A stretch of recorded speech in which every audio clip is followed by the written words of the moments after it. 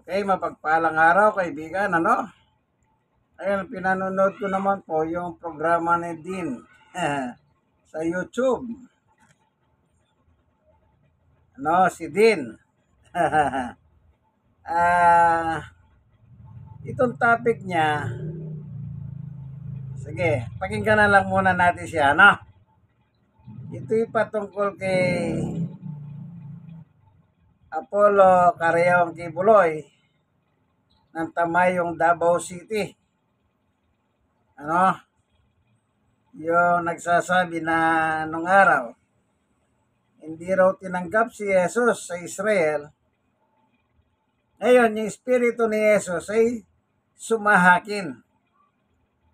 Yan. Napanood ko yun yung video niya. Meron din ako nabasa, April 5, 2005, na sinabi niya, ako na! Yan na. Kasi, sige, pakinggan muna natin, tsaka natin tuloy yung kwento natin, ano? Si Dean.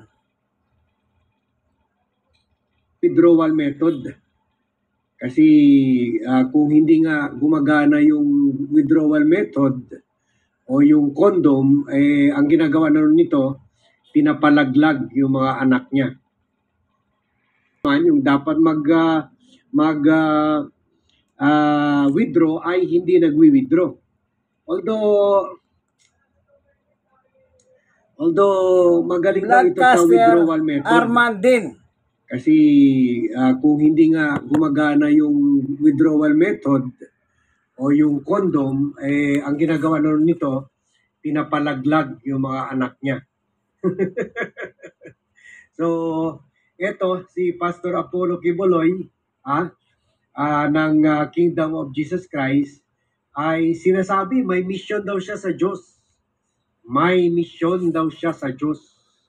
At later on, iba-vlog natin. Meron na tayong balita dyan kung anong mission niya. Pero dito muna sa mission niya sa Diyos. So, sinabi niya sa kanya, sa isang sa pahayag, sabi niya,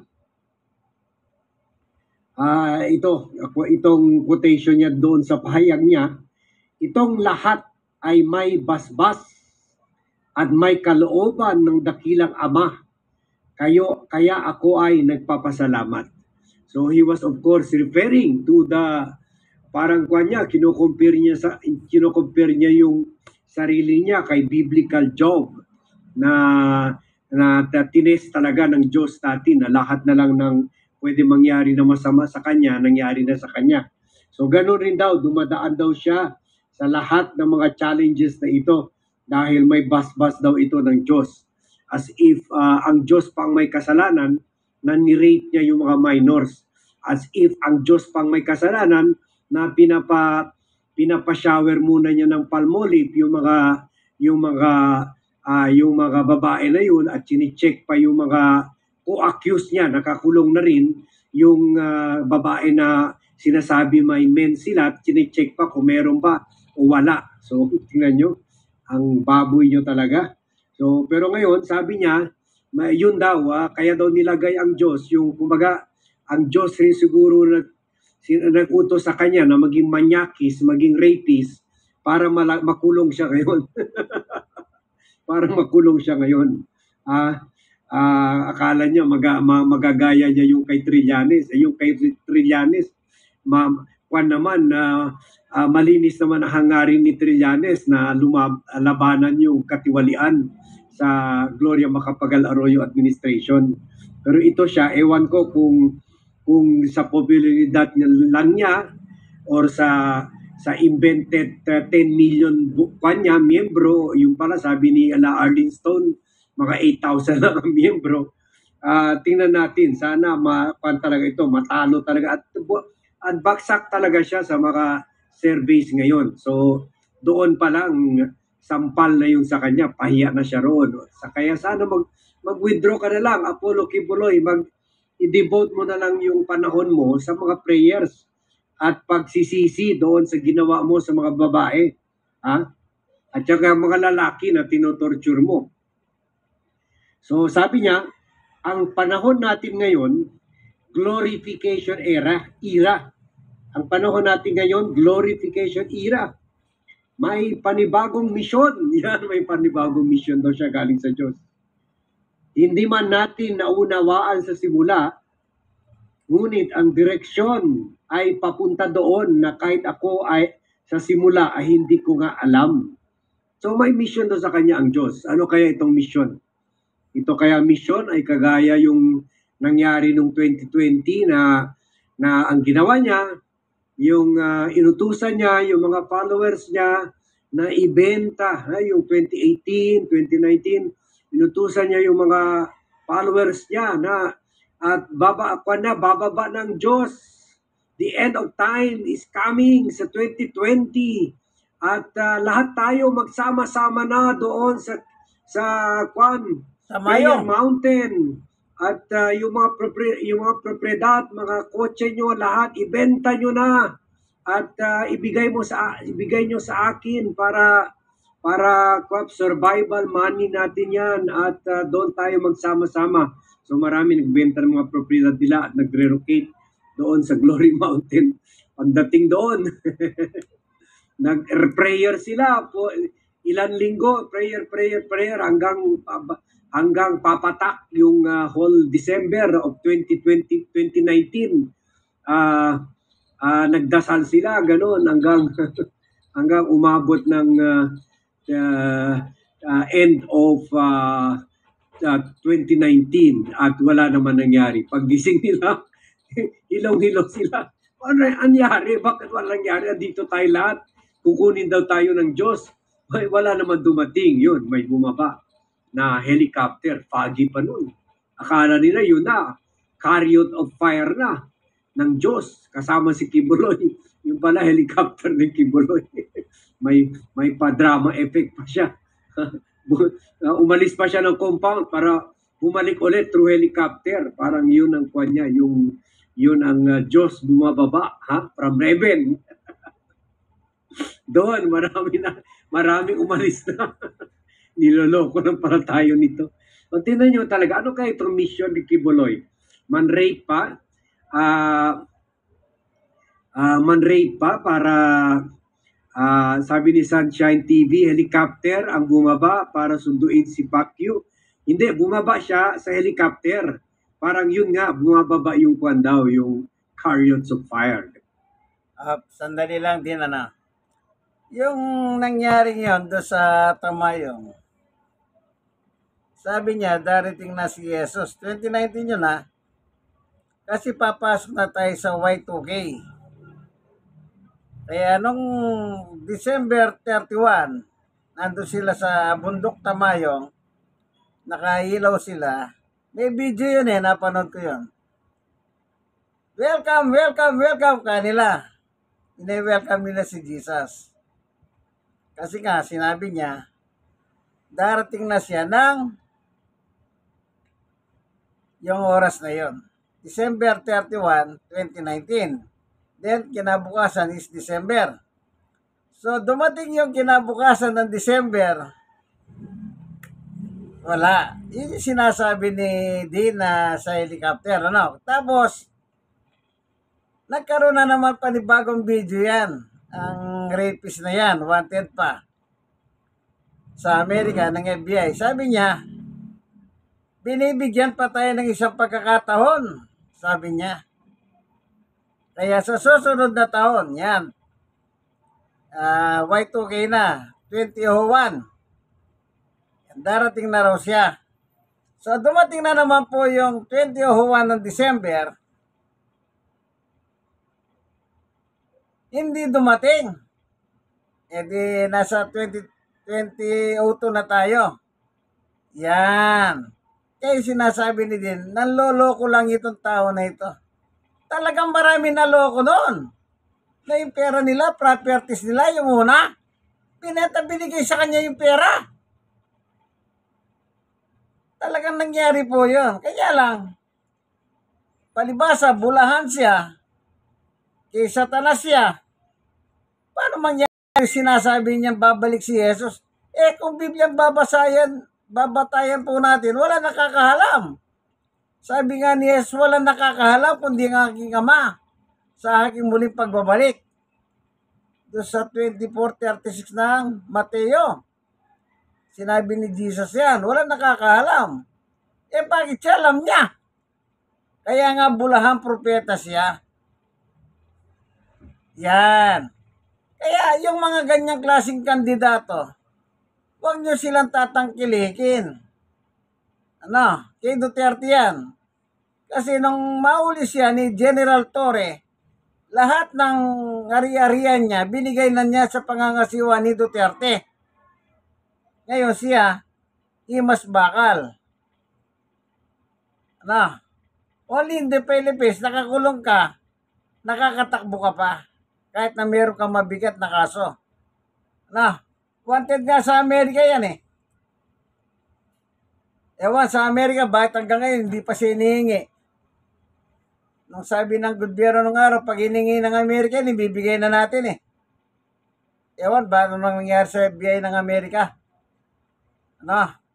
Kaya yung mga kaalyado ni Duterte, huwag nyo silang iboto. Kahit yung mga bumabalik, huwag nyo silang iboto. Pumili kayo sa mga bagong muka. Malay nyo, makatiso tayo ng ginto dyan na may laman ng utak. O sige. O balik. Vlogcaster Armandin. Yun. Parang pa-effect. Pero sa Shine TV, alam naman natin na he is a crook lang talaga and is scammer. So, kaya maraming umalis na after that.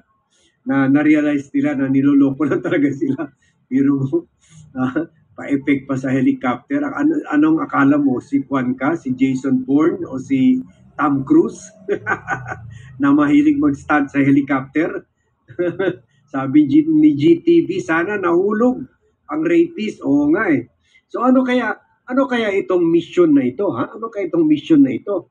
Man-rape pa siya na mas marami pang babae? Bumoto siya pabor sa laban sa impeachment at para ma-clear si Sara Duterte, makalusot si Sara Duterte, baka yun ang mission niya. Mission niya ba na alagaan yung mga propriedad ng mga Duterte? Kasi sabi nila, Risa Ontiveros, parang dyan na money laundering yung mga Duterte kasi takot rin ipadala itago yung pera nila sa Cayman Islands o kaya sa Switzerland, ganon, kasi nakita na nila yung mga pera ni former President Ferdinand E. Marcos nung na-establish ng Philippine government na naipakita ng proof sa Swiss courts na pera natin yan, binalik sa atin. Binalik sa PCGG ang mga pera ni Marcos. So, nadala na si Duterte dyan.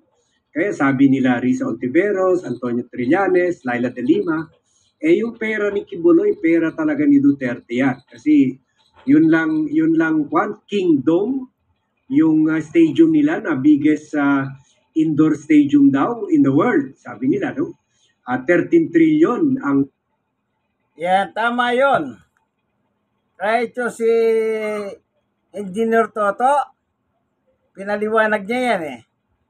Yung perang ninanakaw ng politiko, ilalagay mo sa simbahan, hindi na iimbestiga ng government.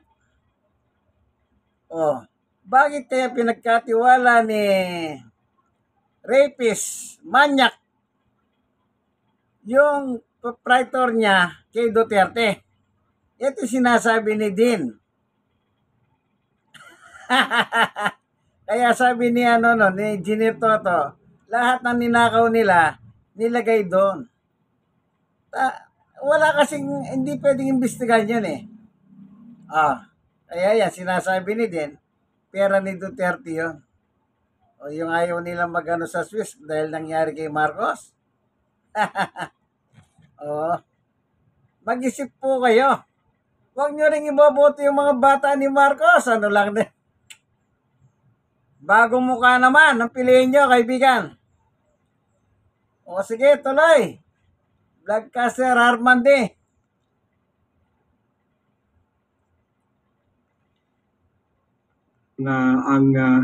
Ang bayad dyan, ngayon nakatenga. So, yun ba yung mission niya para palaguin ulit yung pera ng amo niya? na caretaker sa propriedad na si former President Duterte. Kasi wala naman tayo nakita. Tingnan nyo yan, ha? Nung may namatay, nung lumusob sina General Nicolas Torre dyan, may namatay na isang miyembro.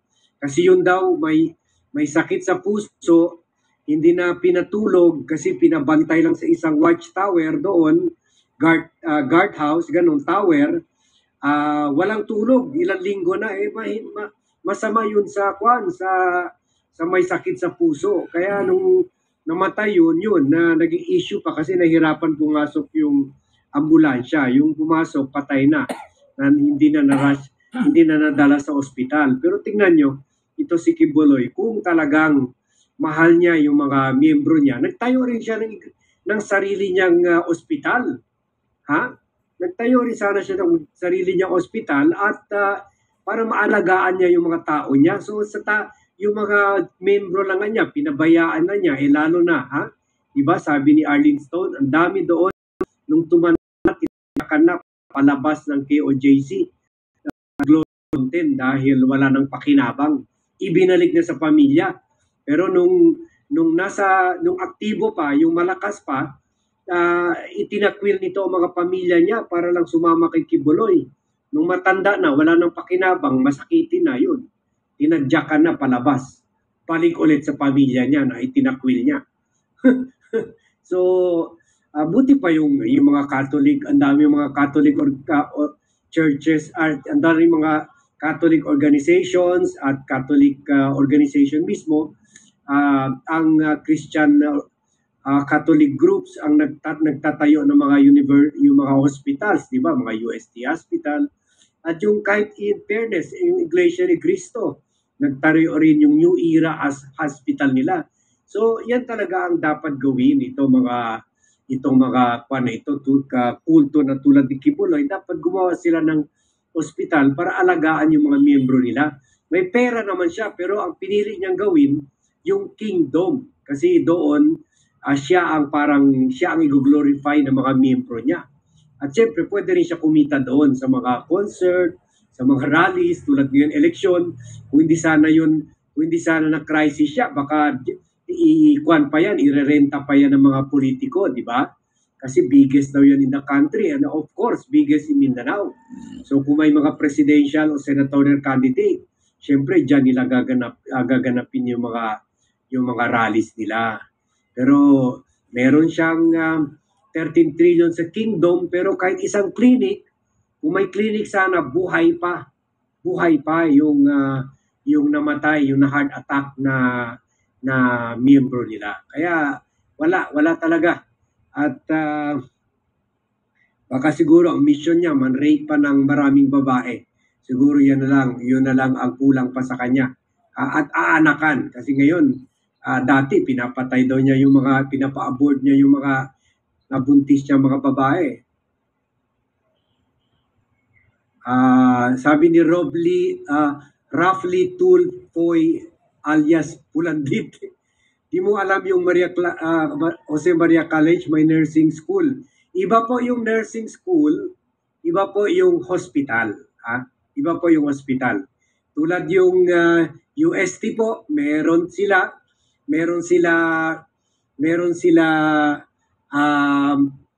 doctor school for school of medicine, meron sila nursing school, at meron sila hospital open to the public. Check nyo po dyan sa Manila. Check nyo po, hospital talaga yan.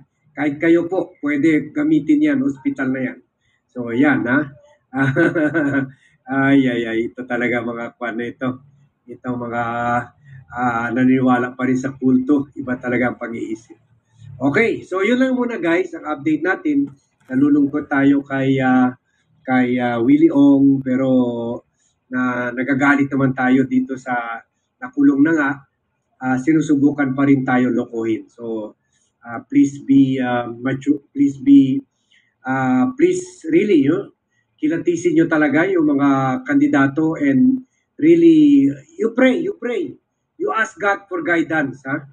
to ask God for guidance. Kasi nakita rin natin, kahit yung mga kandidato rin ni President Bongbong Marcos, ay questionable rin yung mga background. At mas lalo na yung mga kandidato ni former President Rodrigo Roa Duterte. Ang pag-asa na lang talaga natin yung mga third force, yung mga opposition candidates. Yan na lang talaga. Sayang lang na minus na si Willie Ong kahit independent. So thank you very much everyone for watching, and don't forget to like this vlog para mapunta tayo sa mga inbox ng kababayan natin who we hope to educate para magiging wise voters na sila sa 2020 sa May 2020 elections. And also please share this vlog to friends and relatives, and I'll be seeing you in my next vlog.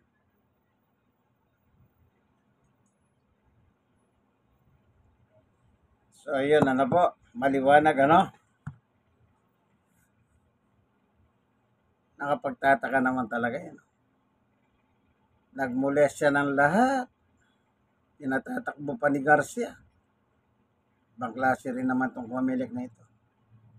Alang ka! Like as sinasabi ni Garcia, wala namang siyang atol. Diyos mio, por santo. Garcia! Gamitin mo yung utak mo. Yung iba nga sumasabag, ginagawa mong nosyan Itong manyak, pinayagan mo. Kaya kung minsan, hindi malayo sabihin mo na itong Comelec ng Pilipinas, under Garcia, sa demonyo rin Mga demonyo bakit? Yung may kaso, pinapayagan. Sana ko. Malupit na kaso itong kay Kibuloy Narinig nyo kay Arman? Taga Mindanao yun. Si broadcaster Armandi, taga Mindanao yun. Kaya maraming alam yun. Ako yung napanood ko lang sa video ni Kibuloy nung araw yun.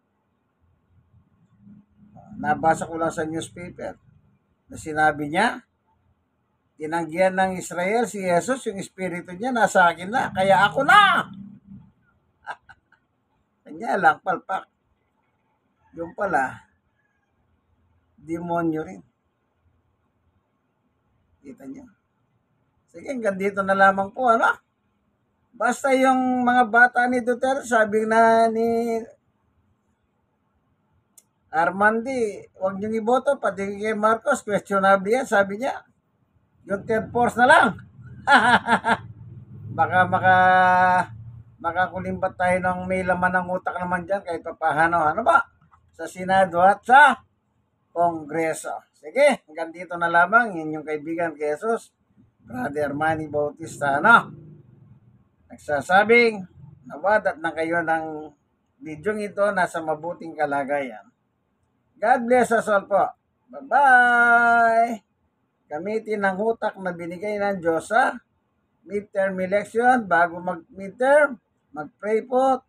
Ang inang tulong ng Panginoon Diyos. Amen. God is good all the time. All the time. God is good. Christ. Oh!